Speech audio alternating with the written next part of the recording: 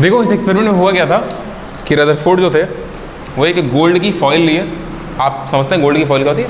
जैसे aluminium foil होती है ना, एल्यूमिनियम फॉइल जिसमें खाना पैक कर ले जाते हैं, तो वैसे ही फॉइल मतलब पत्ती, पतला सा पत्ती समझते हो ना, पत्ता पत्ती एकदम पतला सा, बहुत बहुत बहुत बहुत बहुत पतला। कितना पतला आपको ये आपको पता चलेगा।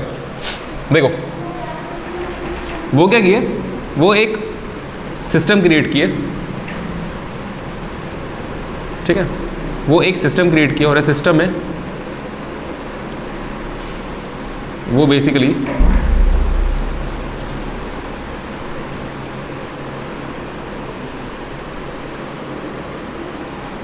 एक पूरा सिस्टम लिए और फोटोग्राफिक प्लेट का, और बीच में रखे वो एक गोल्ड का प्लेट, गोल्ड का प्लेट मतलब गोल्ड फॉइल, और वो एक बॉक्स लिए थे। हम तुमको बताते हैं बॉक्स किस चीज़ का है। ये जो बॉक्स था ना, ये बॉक्स लेड का था। लेड जानते हैं आप? लेड एक एलिमेंट होता है, पीबी, लेड एक एलिमेंट होता है पीबी। और इस बॉक्स के अंदर यहाँ पर रेडियो एक्टिव सब्सटेंस रखे थे, ठीक है, रेडियो एक्टिव सब्सटेंस रखे थे। इस बात को भी समझेंगे अच्छे से। देखो ये थी तुम्हारी लेड का बॉक्स, लेड का बॉक्स, लेड का सिंबल पीबी होता है। ये है आपका रेडियो एक्टिव सब्सटेंस,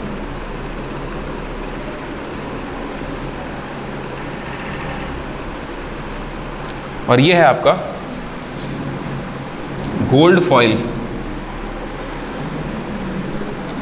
और ये है आपका फोटोग्राफिक प्लेट।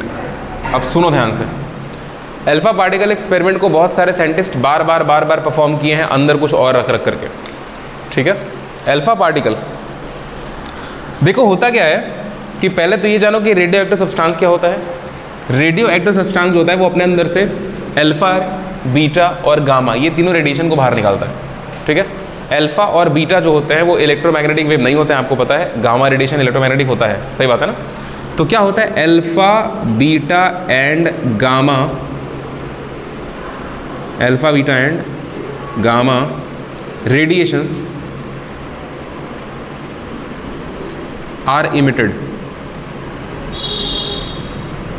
अल्फा, बीटा और गामा रेडिएशन निकल रहा होता है। कहाँ से निकल रहा होता है? किसी भी रेडियो एक्टिव सब्सटेंस से। अगर आपके पास कोई रेडियो एक्टिव सब्सटेंस है तो वहाँ से क्या निकलेगा? अल्फा, बीटा और गामा। दूसरा सवाल ये बना कि ठीक है, अगर अल्फा, बीटा, गामा रेडिएशन निकल रहा है तो इसको एक स्पेशल डिब्बे में रखने की क्या ज़रूरत थी? इस चीज़ को ओपन भी रखा जा सकता था, ठीक है। तो अब उसके भी पहले रेडियो एक्टिव सब्सटेंस की क्या ज़रूरत थी? तो रदरफोर्ड जो थे उनको चाहिए था अल्फा पार्टिकल, है ना। उनको क्या चाहिए था? Alpha particle. रदरफोर्ड को चाहिए था अल्फा पार्टिकल। तो ये अल्फा पार्टिकल कहाँ से मिला? एक उनको याद है कि यार रेडियो एक्टिव सब्सटेंस जो होते हैं वो अल्फा, बीटा, गामा निकाल रहे होते हैं, तो इसका यूज़ कर लेंगे। अब देखो लेड का बॉक्स लेने का एक वजह था। लेड का बॉक्स लेने का ये वजह था कि लेड का जो बॉक्स होता है ना वो अल्फा, बीटा, गामा रेडिएशंस को पेनिट्रेट करने से रोकता है। आपको पता है गामा रेडिएशन बहुत हार्मफुल होता है, फ्रीक्वेंसी मैक्सिमम होती है इलेक्ट्रोमैग्नेटिक में, उसका पेनिट्रेशन पावर बहुत ज़्यादा होता है, छेदक क्षमता। बात समझ आ रही क्या? तो वो बाहर ना निकल पाए, इधर जिधर जरूरी है सिर्फ उधर ही जाएं, सबके सब बाहर ना निकल पाएँ, इसीलिए इसको लेड के बॉक्स में रखा गया था। ये लेड क्या करता है? लेड जो होता है वो असल में शील्ड करता है। शील्ड करने का मतलब होता है रोक देना बाहर निकलने से। बात में आ रही क्या? तो लेड की बॉक्स क्यों ली गई? ताकि जो रेडिएशन निकल रहे हैं वो इसके बाहर ना चले जाएं, समझे। सिर्फ जिस तरफ बॉक्स में छेद है उस तरफ बचेगा फिर। तो it is a good reflector. अब ये क्या करेगा? ये या तो एब्जॉर्ब कर लेगा या तो रिफ्लेक्ट होकर उधर चला जाएगा। बात में आ रही क्या? तो लेड बॉक्स क्यों लिए? टू शील्ड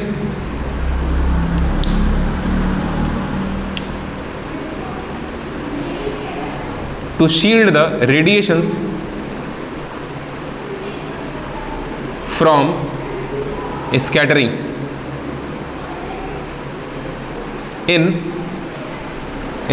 in unwanted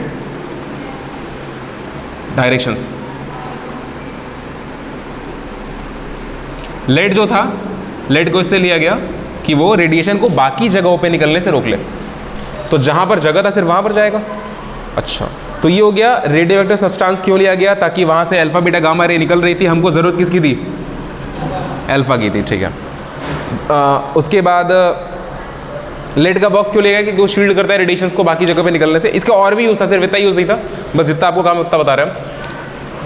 देखो ये अल्फा पार्टिकल गया, अल्फा पार्टिकल के झुंड गए यहाँ से निकल करके, और ये कहाँ गए? गोल्ड फॉइल के अंदर, ये गोल्ड फॉइल के अंदर गए, ठीक। और जब ये गोल्ड फॉइल के अंदर गए, बहुत सारे निकले ना, बहुत सारे निकले, एक निकले, बहुत सारे अल्फा पार्टिकल निकले, और ये झुंड में गोल्ड फॉइल के अंदर गए। ये देखा जाता है, फोटोग्राफिक प्लेट लगाई जाती है। फोटोग्राफिक प्लेट किसके लगाई जाती है? आपको पता है, फ्लोरोसेंट, क्योंकि चार्ज पार्टिकल टकराएगा तो पता चलेगा, फ्लोरोसेंस बोलते हैं इसको, जिंक सल्फाइड, ठीक है, जिंक सल्फाइड। हाँ, तो चमका, तो कई जगह पे चमका, जैसे कि कुछ कुछ इधर चमक गए, बस मेरे क्या, और कुछ यहाँ चमका, कुछ यहाँ, बस मेरे क्या। यहाँ पर एकदम फ्रंट में थोड़ा ज़्यादा ही चमक गया, फ्रंट में, और कुछ इधर चमका, कुछ इधर चमका, इधर चमका, बस ऐसे। और कुछ थे जो वापस चले गए, बहुत बहुत बहुत कम थे जो वापस चले गए, सामने ज़्यादा गए, बस मेरे क्या। हम इतने सारे लाइन्स बना रहे सिर्फ आपको एक अंडरस्टैंडिंग डेवलप करने के लिए कि सामने ज़्यादा गए और बहुत कम थे जो वापस चले गए, बाकी सारे के सारे अलग अलग डायरेक्शन में बाउंस करके पीछे चले गए या डेविएट हो गए। डेविएट समझते हैं, मुड़ जाना, ठीक। ये सारे के सारे कौन थे? अल्फा पार्टिकल थे, फोटोग्राफिक प्लेट थी। और ये क्या चीज़ है? Gold foil. गोल्ड का सिंबल क्या होता है? अच्छा, गोल्ड का सिंबल यही होता है। अच्छा, उसके बाद आपको समझना पड़ेगा कि अल्फा पार्टिकल पहले होता क्या है। हाँ जी, बताइए अल्फा पार्टिकल क्या होता है? अल्फा पार्टिकल ये होता है न्यूक्लियस, हीलियम का न्यूक्लियस, हीलियम का न्यूक्लियस। हीलियम का न्यूक्लियस कैसा दिखता है? सेंटर में 2 प्रोटॉन होते हैं और 2 न्यूट्रॉन होते हैं, बस मेरी का। और एक ही सेल के अंदर 2 इलेक्ट्रॉन होते हैं जिनको आपको निकालना पड़ेगा, क्योंकि आपको सिर्फ किससे काम है? तो इसको क्या बोल देंगे आप? Alpha particle. अब अगर आपको दिखाई दे रहा होगा तो इसका मास कितना होता है? 4 यूनिट बोलेंगे, क्योंकि प्रोटॉन और न्यूट्रॉन का मास लगभग होता है, दोनों को 4 यूनिट। चार्ज कितना होता है? 2 यूनिट पॉजिटिव ना, ठीक है।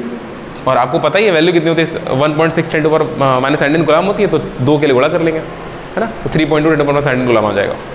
अच्छा, ये होता है अल्फा पार्टिकल। तो अल्फा पार्टिकल पे अगर कोई बोल रहे अल्फा पार्टिकल, तो अल्फा पार्टिकल को ऐसे भी लिखा जाता है हीलियम 2++, या फिर यहाँ पर 4 लिख दीजिए, ज़्यादा ठीक रहेगा, हीलियम 4 और 2++। यहाँ प्लस लिख दे रहे, कोई दिक्कत नहीं है ना। ये हो गया अल्फा पार्टिकल। ये तो 2 प्रोटॉन को बताता है क्योंकि एटॉमिक नंबर है। ये 4 किसको बताता है? मास नंबर को। तो मास तो उतना ही है, 2 इलेक्ट्रॉन निकल गए तो ऊपर प्लस आ गया। ध्यान रखना, ये हीलियम एलिमेंट नहीं है, एलिमेंट में इलेक्ट्रॉन भी होगा, हीलियम का एटम नहीं है वो। एटम से इलेक्ट्रॉन बाहर गए तो क्या बन गया? Alpha particle. बात समझ गया? तो पहले तो इस फिगर को बनाइए, बहुत सरल सा फिगर है, कोई कॉम्प्लेक्सिटी नहीं है, आराम से बनाओ इसको। हो गया?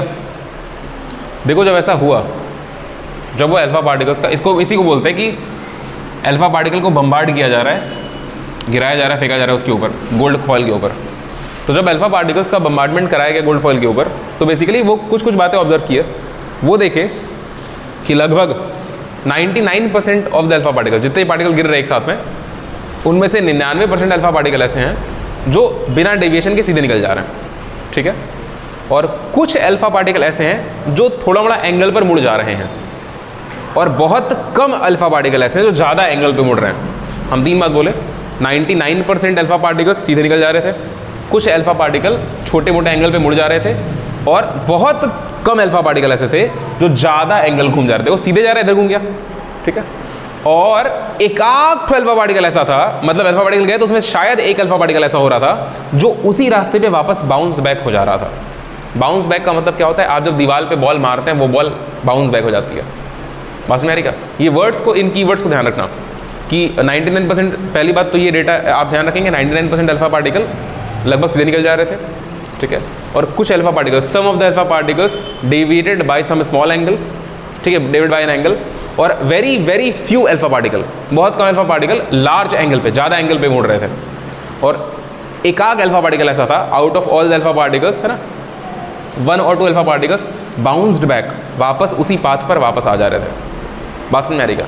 ये ऑब्जर्व किए वो।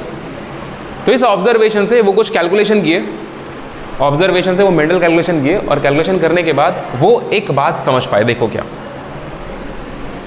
वो एक बात समझे कि अच्छा यहाँ से इस फिगर को हम चेंज कर रहे हैं, थोड़ा सा आगे डीप फिगर बना रहे हैं, थोड़ा समझ लो जूम करके फिगर बना रहे हैं। वो समझे कि सिस्टम ये था, ऐसा कुछ, ये ZNS लगा दो, यहाँ पर एक डिटेक्टर भी लगा होता है, यहाँ पर एक डिटेक्टर लगा होता है, डिटेक्टर, ये देख रहा होता है ना, देखने में काम आता है क्या, चलिए कहाँ क्या क्या चल रहा है। चलिए, तो वो देखे कि यहाँ से बहुत सारे अल्फा पार्टिकल आ रहे हैं, यहाँ से आया, यहाँ से आया, ये पूरा बीम, बीम समझते हैं आप ना, बीम, बीम मतलब झुंड, लाइट की बीम आती है। तो उनको लगा कि अच्छा इसका मतलब बीच में कुछ है, उनको लगा कि एटम के बीच में, ये आपका मान लीजिए एटम था इतना बड़ा सा, हम जूम करके फिगर दिखा रहे हैं ना, हम जूम कर रहे हैं, इतना बड़ा सा आपका एटम था। उनको लगा कि एटम के बीच में कुछ तो है जो अल्फा पार्टिकल को ढकेल रहा है। एटम के बीच, थोड़ा सा और छोटा बनाते हैं रुको, थोड़ा सा और क्लियरेंस मिलेगा तुमको। हाँ, उनको लगा कि एटम के बीच में कुछ तो है जो इनको ढकेल रहा है, और एटम के बीच का बहुत, पहली बात तो ये कि एटम के बीच का बहुत सारा स्पेस खाली है। क्यों खाली है? क्योंकि बहुत सारे अल्फा पार्टिकल सीधे निकल गए, बहुत सारे अल्फा पार्टिकल आए और सीधे निकल के कहाँ टकरा गए? इस फोटोग्राफिक प्लेट पर टकरा गए। बात सुन रही है? बहुत सारे अल्फा पार्टिकल ऐसे थे जो सीधे निकल गए, उनको कोई दिक्कत ही नहीं हुआ। क्यों? तो कब सीधे निकल जाएंगे? जब रास्ते में कोई आएगा ही नहीं। अगर रास्ते में कोई नहीं आएगा तो सीधे निकल जाएंगे पार्टिकल्स। ये सारे अल्फा पार्टिकल, ये क्या है? Beam, beam of alpha particle. कुछ अल्फा पार्टिकल ऐसे थे जो अगल बगल से गुजर रहे होंगे, वो हल्का सा मुड़ गए होंगे। अब इस बात का उनको आंसर भी करना था कि जो अल्फा पार्टिकल अगल बगल से मुड़ गए होंगे वो क्यों मुड़े होंगे। तो उनको समझ में आया कि अच्छा अल्फा पार्टिकल पॉजिटिव चार्ज होता है। देखो, अगर तुम मेरे बगल से गुजरोगे तो तुम मुड़ नहीं जाओगे ना, तुम चलते रहोगे सीधे। मास को डिस्टर्ब करेगा? नहीं करेगा ना। अगर स्पेस में हो तो हल्का सा ग्रेविटेशन लगेगा, मतलब स्पेस में हो तो ग्रेविटेशन लगेगा। अगर मास ज़्यादा है तो, इनका मास तो बहुत कम होता है हम लोग कंपैरिजन में, तो मास में, और वो भी मास तो जो होता है वो अट्रैक्शन का फोर्स काम करता है ना, रिपेल तो करनी नहीं। कभी भी ऐसा नहीं होगा, कहीं स्पेस में रहो चाहे धरती में रहो, कहीं भी कितना बड़ा भी मास हो, एक मास दूसरे मास को रिपेल तो कभी नहीं कर सकता। एक मास दूसरे मास को जब भी करके अटैक करेगा। लेकिन यहाँ देखिए क्या लग रहा था कि ये अल्फा पार्टिकल आ रहा होगा, न्यूक्लियस को ढकेल दिया होगा और चला गया होगा, तो न्यूक्लियस बिना टच के तो ढकेलेगा नहीं। इसका मतलब मैटर मास का नहीं, चार्ज का था। अल्फा पार्टिकल के ऊपर कैसा चार्ज है? पॉजिटिव। तो इस बात से रदरफोर्ड बोला कि अच्छा बीच में ना, बीच में पॉजिटिव चार्ज जैसा कुछ कुछ है, बीच में पॉजिटिव चार्ज जैसा कुछ कुछ है। ठीक है, पहली बात तो ये। तो दूसरी बात थी, पहली बात क्या थी कि बहुत सारे 99% अल्फा पार्टिकल जो थे वो ऑलमोस्ट स्ट्रेट लाइन में सीधे निकल गए, जिससे ये कंक्लूजन निकला, कंक्लूजन में भी जाएंगे, जिससे ये कंक्लूजन निकला कि एटम का 99% स्पेस कैसा है? खाली है। ये वही वाली बात है जो दिन हम बता रहे थे ना कि साइंटिस्ट बोला था कि जब इस बात को पता चला था कि 99% स्पेस खाली है, तो बोला था कि मेरे को डर लगता है कि मैं सुबह बेड पर से उठूँ और ज़मीन के अंदर ना गिर जाऊँ, मतलब अंदर ना चला जाऊँ। खैर, तो ये जो अल्फा पार्टिकल डेविएट हो रहा है, इसको वैसे पॉइंट से दिखाते हैं ना, तो जो अल्फा पार्टिकल बस जस्ट पास से गुजरेंगे वो डेविएट होंगे, और जो बहुत पास से गुजरेगा वो ज़्यादा एंगल पे डेविएट होगा। क्या आपको बात समझ आ रही है? जो बहुत पास से गुजरेगा वो ज़्यादा एंगल पर डेविएट हो जाएगा। ये यहाँ पे स्क्रीन मान लो ऐसे, इसमें कोई दिक्कत नहीं ना, जो बहुत पास से गुजरेगा ज़्यादा एंगल पर डेविएट हो जाएगा। अच्छा, तो ऐसे हम और ज़्यादा डेविएशन करवा दे रहे हैं। ये न्यूक्लियस है, एटम ये वाला था, और ये स्क्रीन है। ठीक है, गलती मत कर देना। तो एक आंख और ले जाओ और उसको यहाँ पे ऐसे डेविएट करा दो। चलिए जी, हो गया डेविएशन। सीधे यही से ना स्ट्रेट डेविएशन होगा, ऐसे मतलब यहाँ से गया ऐसे मुड़ गया, ऐसे बीचवा में थोड़ी मुड़ेगा, बीच में तो कुछ है नहीं मुड़ने के लिए, मुड़ेगा तो यहीं पर ना। ठीक है, एकाक अल्फा पार्टिकल ऐसे थे जो एकदम बीच में से आए और वो वापस चले गए। वापस बाउंस बैक होने का मतलब है, मेरी बात समझो, अगर मान लो जैसे कि सामने ना एक दफ्ती समझते हैं, कार्डबोर्ड, उसको रख दीजिए, उस पर गेंद मारी है तो कार्डबोर्ड भी गिर जाएगा और गेंद भी गिर जाएगी। बात समझ आ रही है? ये अल्फा पार्टिकल भी हैवी होता है, जैसे इलेक्ट्रॉन से तो हैवी है, बहुत ज़्यादा। प्रोटॉन से भी हैवी है क्योंकि इसके अंदर 4 प्रोटॉन के लगभग मास है। न्यूट्रॉन से भी हैवी है, ठीक है। तो हैवी तो ये है, लेकिन ये भी बाउंस बैक हो जा रहा है, आगे बढ़ नहीं पा रहा है। इसका मतलब बीच में कोई बहुत मैसिव चीज़ रखी हुई है, बहुत भारी चीज़ रखी हुई है। तो इस बात से कंक्लूजन निकला कि अच्छा, एटम का जो पूरा का पूरा मास है वो कहाँ कॉन्सेंट्रेटेड है? सेंटर पे, न्यूक्लियस पे। तो बोले कि बीच में कोई चीज़ है, बीच में कोई चीज़ है जो हैवीली पॉजिटिव चार्ज भी है और बहुत हैवी भी है, मास भी बहुत ज़्यादा है उसका। उसका नाम वो क्या दे दिए? न्यूक्लियस। और बोले कि एटम का तो 3 बातें समझे आप। पहली बात कि एटम का 99% स्पेस लगभग खाली होता है।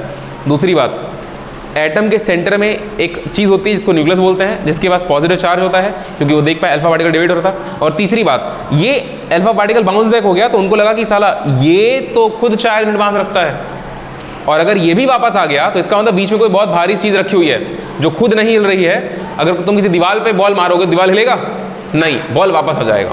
ईंटे पर बॉल मारोगे तो ईंटा हिल जाएगा क्योंकि ईंटा हल्का है। तो हिलता कौन नहीं है? जो बहुत भारी होता है। तो उनको लगा कि अच्छा, न्यूक्लियस कैसा है? बहुत ज़्यादा हैवी है, इसीलिए अल्फा पार्टिकल क्या हो जा रहा है?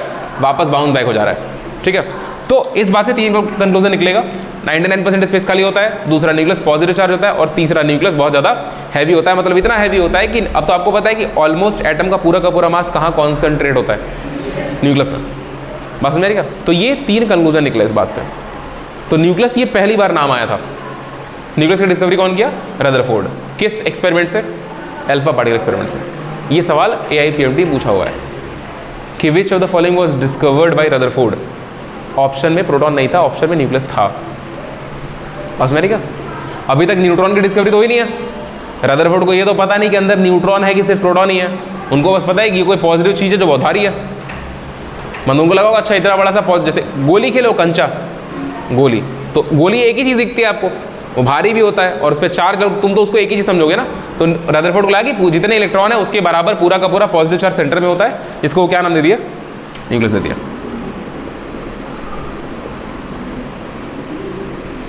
बोले 99% स्पेस क्या होता है? एम्प्टी। किसका? एटम का। न्यूक्लियस नहीं बेटा, एटम का ना। अल्फा पार्टिकल न्यूक्लियस के अंदर घुसा ही कहाँ, वो तो बाहर से ही चलाया ना। तुमको लगता है पूरा चिपक भी पाया होगा? क्योंकि ये भी पॉजिटिव चिपक रही है, यही से निकल गया होगा। समझ में नहीं क्या? क्योंकि पॉजिटिव में रिपल्शन होता है। पहली बात ये। दूसरी बात क्या थी कि न्यूक्लियस कैसा चार्ज था? न्यूक्लियस पॉजिटिव था। और तीसरी बात, न्यूक्लियस कैसा था? Very very heavy.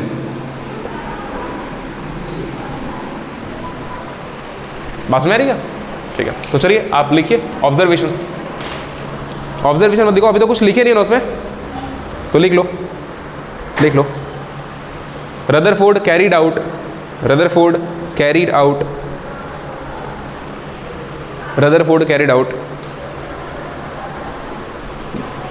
Alpha particle scattering experiment. Most of the alpha particle bracket में 99% passes through it without any deflection और डेविएशन। ये जो सीधे निकल जा रहे थे ना अभी पिछले वाले फिगर में, तो ये जो सारे पार्टिकल सीधे निकल जा रहे हैं, है ना, ये विदाउट एनी डेविएशन और डिफ्लेक्शन, विदाउट एनी डेविएशन और डिफ्लेक्शन और डेविएशन दोनों का मतलब बेसिकली होता है अपने रास्ते से नहीं मुड़ रहे थे, सीधे निकल जा रहे थे। तो ये ऑब्जर्वेशन था। इसके वजह से कंक्लूजन क्या आएगा कि एटम का 99% स्पेस ऑलमोस्ट क्या होता है? खाली होता है। एटम के अंदर जगह बहुत खाली होती है, ठीक है। सेकंड लिखिए some of the alpha particles were deflected through small angles.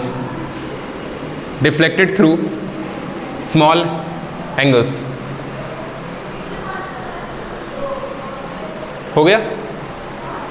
देखो ये वाला अल्फा पार्टिकल कंसिडर करो जो घूम जा रहा है हल्का सा। देखो ये ऐसे आ रहा था, ऐसे, इसको जाना ऐसे चाहिए था, ऐसे, लेकिन किधर घूम गया? इधर घूम गया ना। तो ये कुछ एंगल घूम गया। इसको भी जाना ऐसे था लेकिन कुछ एंगल घूम गया। बात मेरी, इसको भी जाना ऐसे था लेकिन कुछ एंगल घूम गया। सबका एंगल बराबर नहीं होगा, अलग अलग होगा ना, सबका एंगल अलग अलग होगा। तो बेसिकली क्या होता है कि कुछ अल्फा पार्टिकल ऐसे थे जो छोटे छोटे एंगल से हल्का डेविएट हो गए थे, हल्का डेविएट। बात समझ आ रही क्या? ठीक है। तीसरा लिखिए observation, very few alpha particles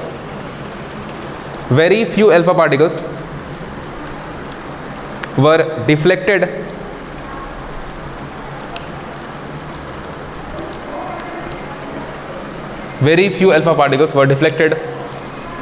by large angles,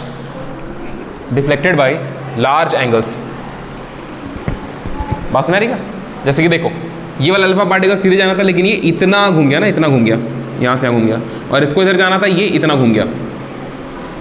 ठीक है, तो ऐसे अल्फा पार्टिकल बहुत कम थे, जो लार्ज एंगल लेकिन थे।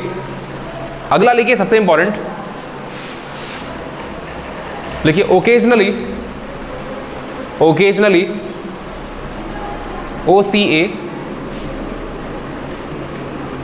SSIONALY, ओकेजनली डबल एल होता ना, OCA SSIONALLY, occasionally one or two alpha particle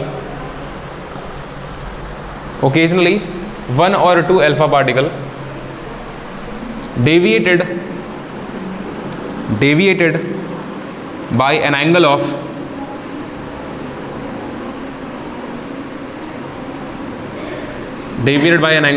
180 degree. ठीक है, कभी कभार, ओकेजनली का मतलब क्या होता है? कभी कभार। ओकेजनली वर्ड का हिंदी होता है कभी कभार। तो कभी कभार ऐसा हो रहा था कि एक या दो अल्फा पार्टिकल पूरा 180 डिग्री, मतलब जाना इधर था लेकिन ये पूरा घूम के इधर चला गया, 180 डिग्री घूम ही जाएगा। ठीक है, इधर जाना था लेकिन इधर जा रहा है, 180 डिग्री हो गया ना, पास में नहीं क्या? तो ये 3-4 छोटे मोटे ऑब्जर्वेशन, मतलब इंपॉर्टेंट ऑब्जर्वेशन वो किए, और इसके बेस पर वो कंक्लूजन दिया कि मतलब ऐसा ऐसा क्यों होना चाहिए, क्या ऐसा रहा होगा जिसकी वजह से ये ऑब्जर्वेशन देखने को मिला।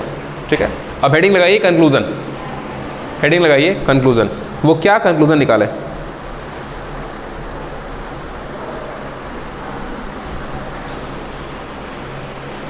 कंक्लूजन निकाल के वो फाइनल स्टेटमेंट दिए। ठीक है, तो कंक्लूजन ने पहला लिखिए,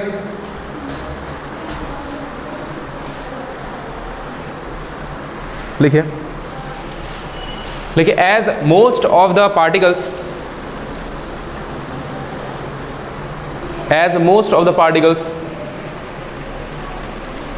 went straight through the foil, it means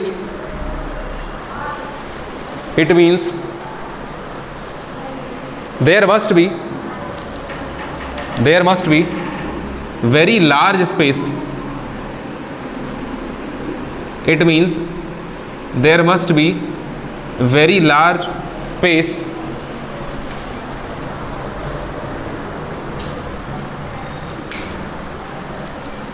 which is empty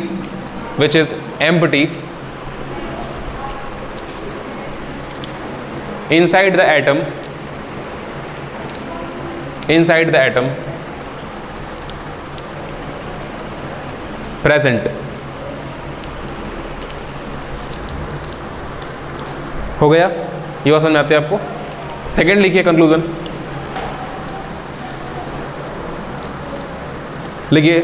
since few alpha particles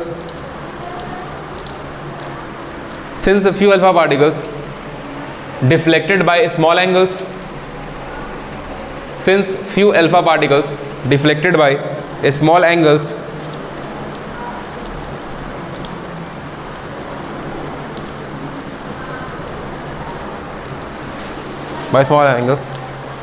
it means there is the presence of positive charge. It means there is the presence of positive charge at the center,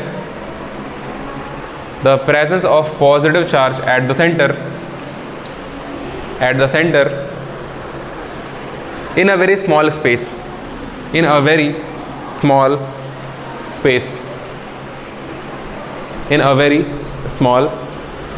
देखो ये बात कैसे पता चली कि small space में है? ये भी तो पता था कि न्यूक्लियस पूरा फैला हुआ होता। अगर न्यूक्लियस फैला होता तो बहुत सारे पार्टिकल्स घूमे भी होते और बहुत सारे पार्टिकल्स वापस भी गए होते। तो इमेजिन करो कि अगर ये न्यूक्लियस ऐसा ना रह करके बड़ा सा ऐसे फैला होता ऐसे, तो ये सब जाते नहीं, ये सब तो वापस चले जाते, और जो इधर जाते वो इधर मुड़ जाते। बात समझ रही? तो इससे उनको पता चला कि बहुत कम साइज का न्यूक्लियस है और पॉजिटिव चार्ज उसी के ऊपर है। बात समझ रही? अगला कंक्लूजन लिखिए।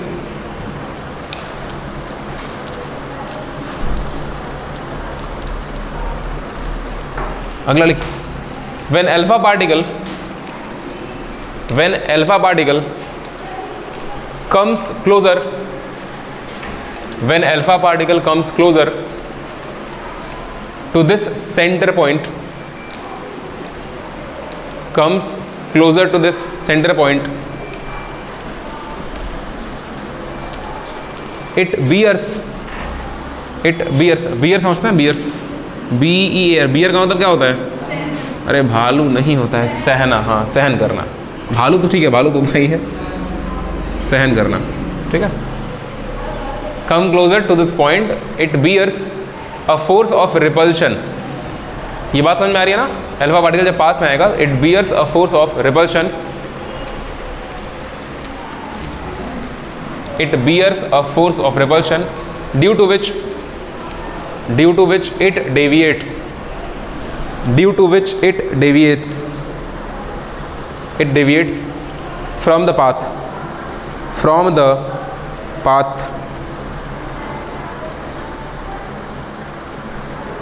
हो गया?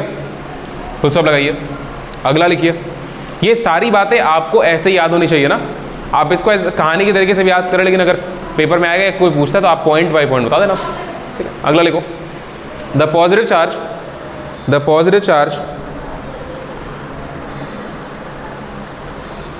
is heavy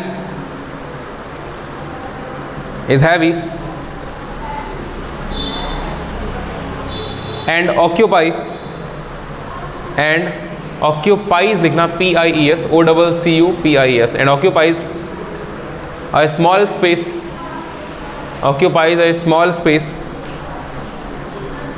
inside the atom, small space inside the atom।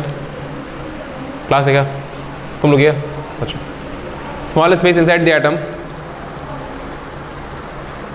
and known as nucleus। चलिए जी, न्यूक्लियस की भी डिस्कवरी हो गई, ठीक है। आप ऊपर से नीचे आ रहे हैं। पहले डिस्कवरी इलेक्ट्रॉन की हुई, कौन किया? J Thomson, plum pudding model दिया अपना। उसके बाद अभी न्यूक्लियस की डिस्कवरी हुई है। अभी न्यूक्लियस की डिस्कवरी हुई ना, तो न्यूक्लियस टूटा ही नहीं ना। अभी तो ये पता है कि न्यूक्लियस पॉजिटिव चार्ज होता है। अभी डिस्कवरी हुई न्यूक्लियस की डिस्कवरी होने की वजह से ही अब रदरफोर्ड क्या करेंगे? अपना एटॉमिक मॉडल देंगे। बात मेरे क्या, आपको जो बात पहले से पता है वो बात अब होने वाली है, मतलब आपको भविष्य पता है। आप समझिए बात को। तो अभी क्या होगा? न्यूक्लियस की डिस्कवरी हो गई, अब वो मॉडल देंगे अपना कि अच्छा ये भारी है मतलब सूरज भगवान, इलेक्ट्रॉन घूम रहा है मतलब धरती और शुक्र बुध बृहस्पति पृथ्वी मंगल, ये सब बोलेंगे। अच्छा, मतलब एटॉमिक स्ट्रक्चर कैसा होता है? सोलर सिस्टम जैसा होता है। और यही उनकी सबसे बड़ी गलती हो जाएगी। समझ में क्या? एक और उनका ड्रॉबैक होगा जो हम लोग एक्सप्लेन करेंगे। वो तुम देखे ना, वो स्पेक्ट्रम देखे तुम कल? स्पेक्ट्रम को एक्सप्लेन नहीं कर पाए थे वो। तुमको पता है, इलेक्ट्रॉन एनर्जी लिया, ऊपर गया, वापस आया, तो जब एनर्जी ले लिया था वो तो डार्क लाइन दिख रही थी। फिर जब उसको कहीं और लेकर के आए थे, एनर्जी निकाला था वो, तो ब्राइट लाइन दिख रही थी। वो उस बात को एक्सप्लेन नहीं कर पाए थे रदरफोर्ड। बात समझ आ रही क्या? एक्सप्लेन नहीं कर पाया था उसको बाद में एक्सप्लेन किया गया था, रदरफोर्ड की तरह नहीं किया गया था। आगे लिखो, अगला पॉइंट लिखो, इसको करवा के खत्म करेंगे। अगला पॉइंट लिखो।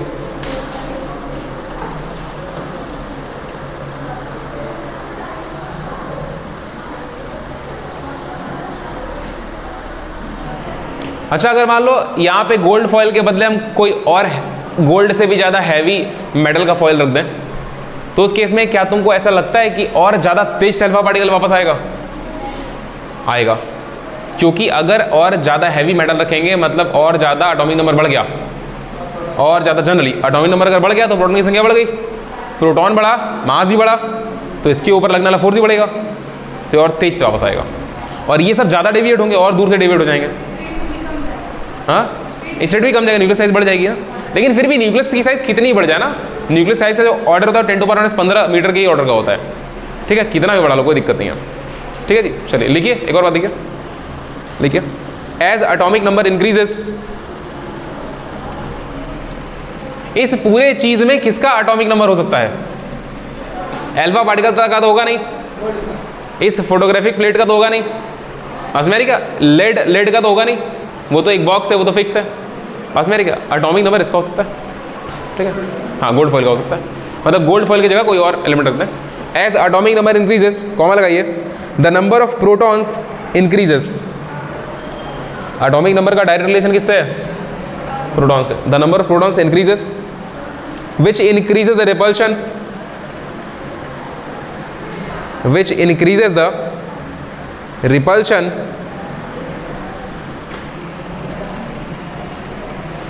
which increases the repulsion and so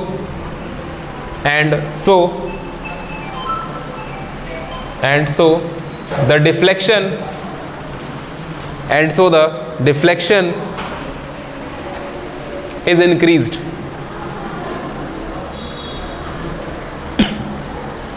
And so the deflection is increased. हो गया? इतनी बात आपको पता होनी चाहिए रदरफोर्ड के स्कैटरिंग एक्सपेरिमेंट से। इसकी जस्ट तुरंत बाद हम लोग रदरफोर्ड का भी ड्रॉबैक पढ़ेंगे, मतलब अगली क्लास में, लेकिन सुन लो पहले कुछ बात। यहाँ से कुछ और क्वांटिटेटिव डेटा मिला, मतलब न्यूमेरिकल डेटा, और कुछ बातें हैं छोटी सी जो डिस्कस कर लेंगे। देखो, दो बातें यहाँ से क्या पता चली, दो बातें आपको बताएंगे जो समझने योग्य हैं और दो बातें याद करने योग्य हैं। ठीक है, देखो पहली बात कि रदरफोर्ड बोले कि देखो भाई एटम का दो हिस्सा होता है। एटम का कितना हिस्सा होता है? दो हिस्सा होता है। वो बोले कि एटम को आप दो पार्ट में डिवाइड कर सकते हो। एक डिवीजन आप कर सकते हैं मास के हिसाब से, और एक डिवीजन आप कर सकते हैं वॉल्यूम या साइज के हिसाब से। बात समझ आ रही क्या? तो अगर आप एटम का डिवीजन मास के हिसाब से करेंगे तो उस एटम का मास कहाँ होता है? न्यूक्लियस में ना। अगर आप एटम को मास के हिसाब से डिवाइड करना चाहते हैं तो आप किसके ऊपर देखेंगे? न्यूक्लियस। और अगर साइज के हिसाब से देखेंगे तो फिर उस केस में आप एटम को देख लीजिए, कोई टेंशन नहीं है एटम को, क्योंकि since size of nucleus is very very small, किसके कंपैरिजन है? प्रोटॉन के, एटम के, as compare to its atom. तो ये तो दो याद रखने वाली बात हो गई कि एटम, मास और वॉल्यूम। दूसरी बात क्या थी याद रखने लायक, कि अगर आप साइज की चर्चा करेंगे तो साइज की चर्चा दो की जा सकती है कि सर न्यूक्लियस की साइज कितनी है और एटम की साइज कितनी है। सही बात है ना? एटम की साइज कितनी, न्यूक्लियस साइज कितनी है। तो देखो न्यूक्लियस का जो साइज होता है, रेडियस, उसका जो ऑर्डर होता है, ऑर्डर, आप ऑर्डर पढ़े हुए, आपको याद होना चाहिए ना, आप पहले चैप्टर में ऑर्डर पढ़े हुए हैं। ऑर्डर का मतलब क्या होता है? अगर कोई नंबर ऐसे लिखा हुआ है a × 10 के पावर b, और ये वाली वैल्यू अगर 0 से 10 के बीच में है तो 10 का जो पावर होगा उसको ऑर्डर बोलते हैं। ठीक है, खैर ऑर्डर ऑफ मैग्नीट्यूड। तो ऑर्डर जो होता है वो 10⁻⁻15 मीटर का होता है, मतलब न्यूक्लियस बहुत छोटा है। और एटम का जो होता है वो 10⁻10 मीटर होता है। इसी को कहीं कहीं 10⁻8 सेंटीमीटर लिख देगा। ठीक है, तो आपको ये ध्यान रखना है, 100 से गुणा कर देंगे ना सेंटीमीटर के लिए। और ये किसका होता है? न्यूक्लियस का। वो किसका होता है? कौन सा छोटा है? 10⁻15 छोटा है। हाँ रेडियस ही है, कोई दिक्कत नहीं है। तो न्यूक्लियस का रेडियस और एटम का रेडियस अगर आप देखेंगे कितने गुना का फर्क है, 10⁵ का फर्क है, 5 गुना का नहीं फर्क है, 10⁵ टाइम्स ज़्यादा बड़ा है कौन? एटम। ऑब्वियसली बड़ा तो एटम ही है। कितने गुना बड़ा है? 10⁵ टाइम्स को नंबर में कितना लिखोगे? 1 2 3 4 5 0 हो गया। कितना हो गया ये?